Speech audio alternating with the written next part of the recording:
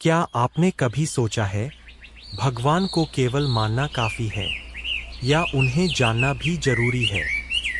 श्रीमद् भागवत गीता के अध्याय 7 ज्ञान विज्ञान योग में भगवान श्री कृष्ण अर्जुन को एक ऐसा ज्ञान देते हैं जो जीवन की हर उलझन को सुलझा सकता है।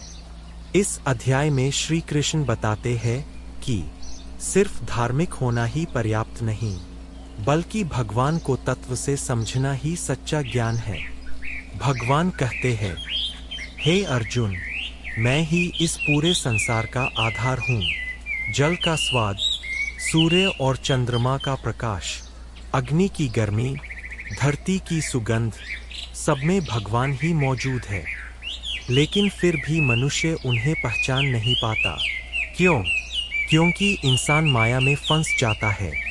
धन, अहंकार, इच्छाएं और भौतिक सुख मनुष्य को भगवान से दूर कर देते हैं। श्री कृष्ण बताते हैं कि उनकी माया बहुत शक्तिशाली है और उसे पार करना आसान नहीं। लेकिन जो व्यक्ति सच्चे मन से भगवान की शरण में आता है, वह इस माया को पार कर सकता है। भगवान आगे कहते हैं कि 4 प्रकार के लोग उनकी भक्ति करते हैं। पहला, दुखी व्यक्ति, जो संकट में भगवान को याद करता है।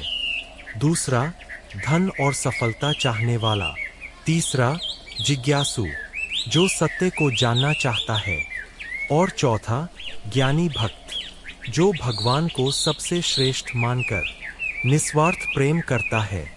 श्री कृष्ण कहते हैं, इनमें ज्ञानी भक्त मुझे सबसे प्रिय है, क्योंकि वह मुझे हर जगह देखता है। आज के समय में भी यही सत्य है। जब इंसान केवल दुनिया के पीछे भागता है, तो उसे कभी शांति नहीं मिलती। लेकिन जब वही व्यक्ति भगवान को समझने लगता है, तो उसके अंदर एक नई शक्ति जागती है। उसे समझ आता है कि जीवन का असली उद्देश्य केवल पैसा कमाना नहीं, बल्कि आत्मा और परमात्मा के संबंध को समझना है। अध्याय 7 हमें सिखाता है कि भगवान केवल मंदिरों में नहीं रहते, वे हर कण में मौजूद है।